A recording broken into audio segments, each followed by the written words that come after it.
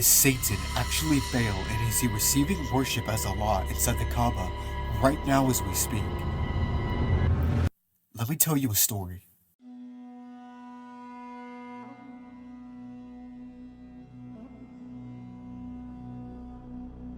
It's the 5th century AD, and the lonely sand-swept deserts of Arabia have not yet been introduced to the religion of Islam. That would come 100 years later. No, the Arab world was much different before the Prophet Muhammad was ever even first mentioned. Jews, Christians, polytheists, Zoroasters, multiple different religious groups existed at the same time as these polytheists. This is really important to understand. I want you guys to try and think deeply about this. Arabian polytheism, which was the dominant practice amidst all the others, had a history locked deep with an ancient city in the region we know today as Mecca.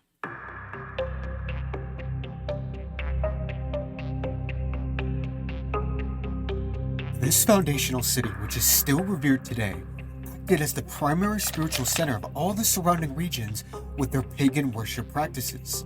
The cube, or the ancient house which is at the heart of the city, was actually used to house all of the local gods.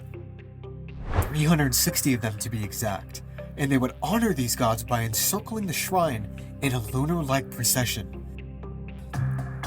This practice would later be taken by Islam, which is really quite interesting if you think about it. Islam, meaning submission to God. But my question to you is, which God? Manaf, Manat, Dushar. These are but a few of the names of the various idol gods worshipped in the Black Cube, which would have been placed adorning the inside of the shrine and along the outer rim of the cube for their ritualistic purposes.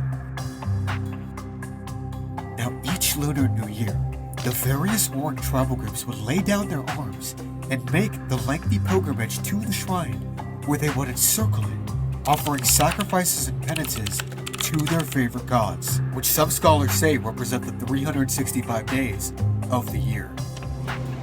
Encirclement, prostration, pilgrimage. I think you guys are starting to get the picture of what I'm trying to paint. But even with all this context, the mystery starts to get even deeper when you actually look into the history of the gods worshipped in the Black Cube.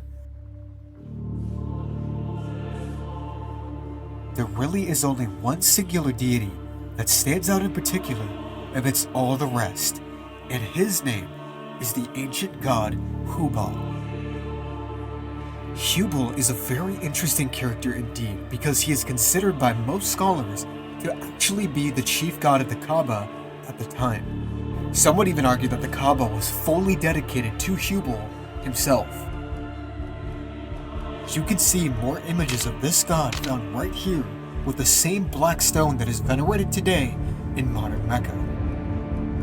But here's where it really starts to take a dark turn for the worst.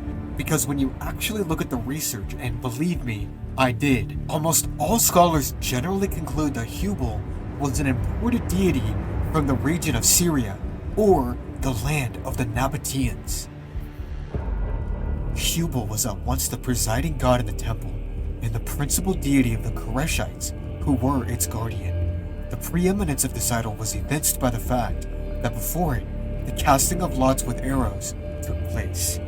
This scholar says it was probably introduced when the sanctuary of the Koresh tribe was converted into the pantheon of the whole of Arabia. The name Hubal remains a mystery. The opinion that it is synonymous with the Babylonian and Syrian Baal, or Bel, is supported by the testimony of Arab authorities, according to whom Hubal was originally imported from Syria. Syria, the pinnacle of ancient Baal worship. This city sets at the foundation of many long-dead empires. It is considered to be one of the most celebrated ancient sanctuaries in the world, built upon by both Greeks and Romans. The Phoenicians being its originators, these were men and women who believed in the Canaanite pantheon, took Baal as their chief astronomical deity. Could it be any coincidence that scholars agree Hubal, the ancient lunar deity of the Kaaba, has a past connecting it to Baal. There's a story in the Gospel of Mark of these Pharisees coming to Jesus and saying he is casting out devils by the power of Satan. This is how he responds. He is possessed by Beelzebul. By the ruler of demons he cast out demons.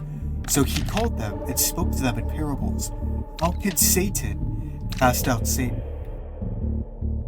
We see right here that Jesus is connecting the prince of demons himself to Baal, which means there's only one connection we can make. Baal is Satan. This is where we get to put all the puzzle pieces together, and believe me, they fit quite perfectly.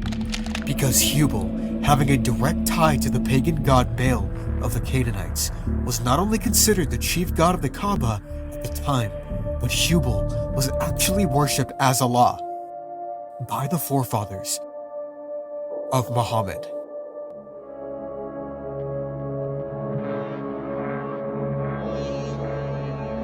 Ibn Kathir, one of Islam's most renowned historians, speaks of a certain forefather of Muhammad digging a well in a region called Zamzam. This was probably just a neighboring region outside the province of Mecca itself. According to the story, this sparked outrage among the neighboring Qurayshi tribe, which remember were the protectors of Hubal and the Black Cube, who ultimately viewed this act as a total provocation of their land and demanded retribution. Hearing all of this, understandably, Muhammad's tribal ancestor becomes totally stressed out by the situation, and he vows to sacrifice his 10 sons to God or Allah at the Kaaba in order to pay the blood price.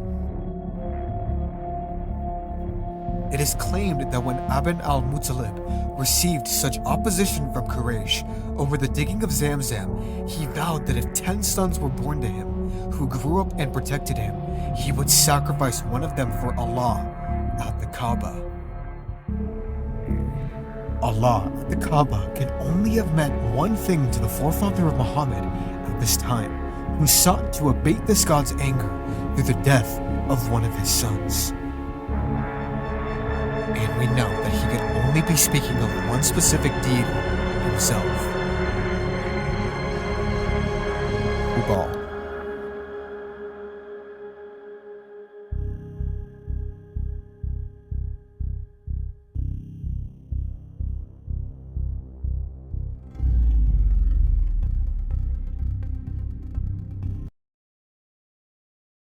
Looking for blood pressure support? The best is the only option. Choose the brand doctors and pharmacists trust.